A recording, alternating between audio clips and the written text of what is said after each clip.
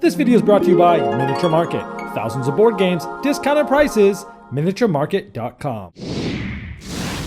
Hello my friends, it's the Game Boy Geek here. Today we're going to the market. Actually we're going to the market in Byzanz, which back in the day was Istanbul, Constantinople, and now in this case, in this time period is Byzanz. Now in this game we're going to be going around and buying and selling goods for money, trying to collect sets. So it's an auction game with a set collection. It is for 3 to 6 players. It's from Renegade Game Studios now in North America and other regions probably as well. So let's take a look at how this plays and I'll see you on the other side.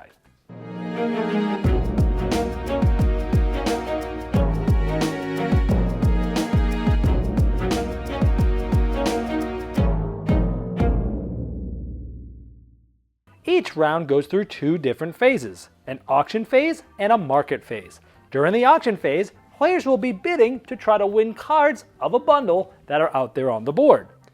After each player has won an auction, then we would go to the market phase where players are going to be selling different cards and trying to make some profit. Now starting with the player to the left of the dealer will start and an auction will happen. Now each player can either play cards down to auction or pass. And this entire bundle of cards is what you're auctioning for. So starting with that player to the left of the dealer, they can either bid or pass. When you bid, you take any amount of cards that you have in your hand and you place them face up in front of you, and that's your bid for this round. So they bid simply 1. Then it would go to the next player clockwise. Let's say they pass. When you pass, you're out of the auction for this specific bundle, but don't worry, every player will win at least 1 auction during the auction phase. Let's say the third player bids and they bid 2, 1 plus 1. Now you can bid any amount higher than the highest bid, and the cards can either be from any amount of same type of goods or different goods like this. It does not matter. The goods don't matter at all because all we're talking about are the numbers here. So right now the bid is 2. So let's say this fourth player bids a 4, now they're in the lead. It comes back to the next player clockwise who's still in the auction. They can either pass or increase the bid. Let's say they add these 2 cards, so they're at a total of 3, 4, 5, 6, which is higher than the highest bid, so that is a valid bid. Keep in mind, you can add as many cards from your hand that you want, but you can never exchange cards with ones in your hand and ones that you've previously bid. And it goes to the next player. This player passes. They take any cards in front of them that they previously bid and put them back into their hand, and this player does the same. They pass. This card goes back into their hand. This player has won the bid. The winner of the auction will take all of the cards that they used to win that auction, and they'll place it underneath the corresponding good in the market. Then, one of the cards that were in the bundle that they were auctioning for also has to get added to the market, and they get to decide. So let's say that player decided that they wanted this to go here under the corresponding good. They would take the rest of these cards and put them in their hand. Those are the cards they won in the auction.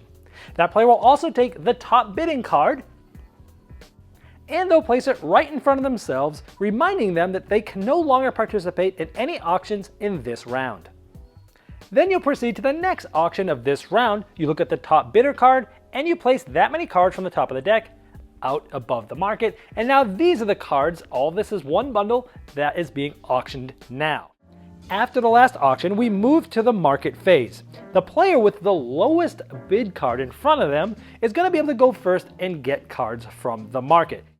That player will take their bid card, place it just above the deck as they were when we started the game, and they will take any one stack of goods. You'll take all of the cards of that good. So let's say they want to take these ones, they take all of them that are there and add it to their hand. And then you go in ascending order. So the one with the 3 card in front of them will go ahead and they'll select cards to add to their hand. Followed by the 4 and the 5.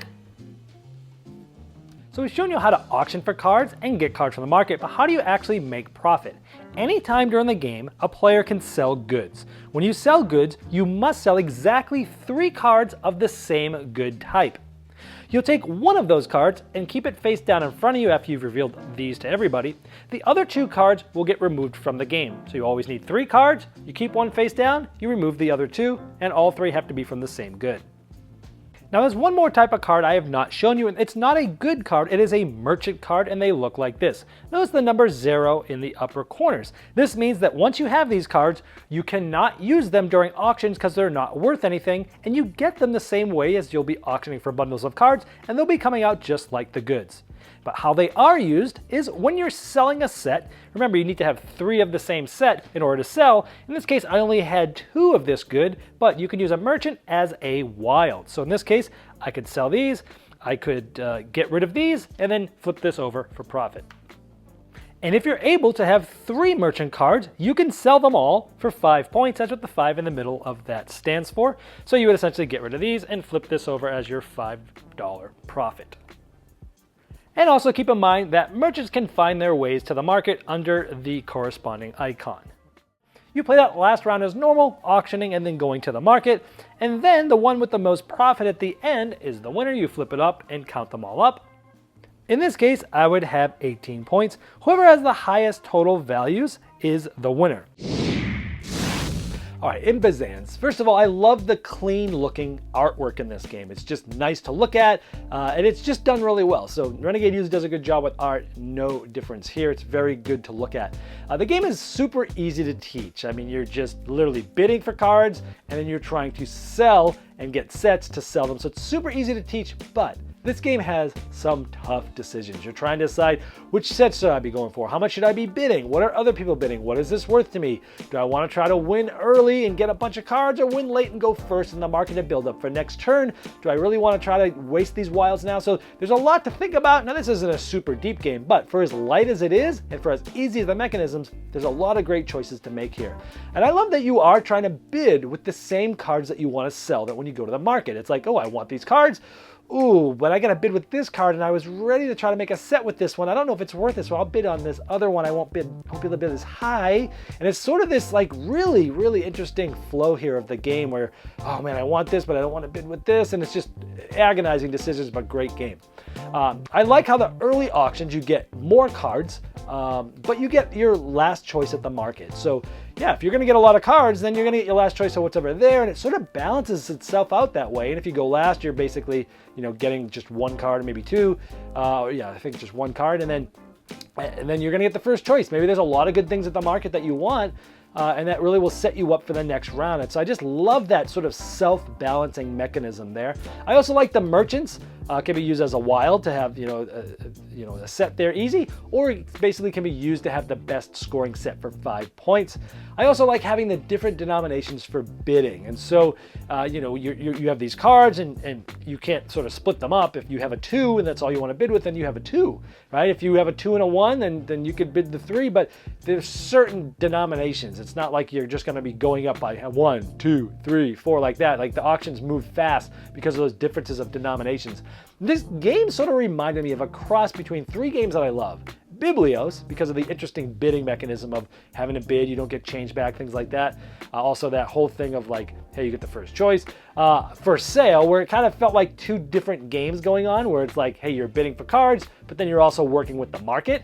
And then of course Jaipur, because you're buying and selling goods, and the theme is sort of similar, similar weight.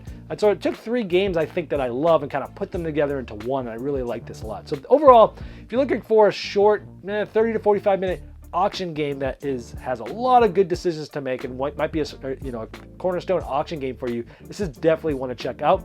Obviously on the negative side, I really can't think of any. This game is pretty seamless to us. I love it a lot.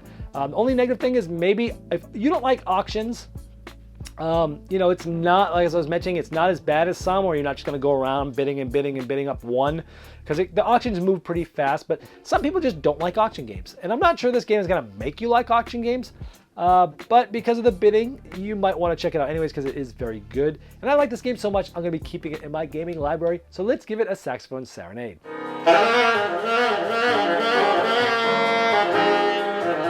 This video was sponsored by Miniature Market's Review Corner. The Review Corner features podcasts, video, and written game reviews by gamers for gamers. Miniature Market, the online gaming superstore. Thousands of board games, discounted prices. Check them out at miniaturemarket.com.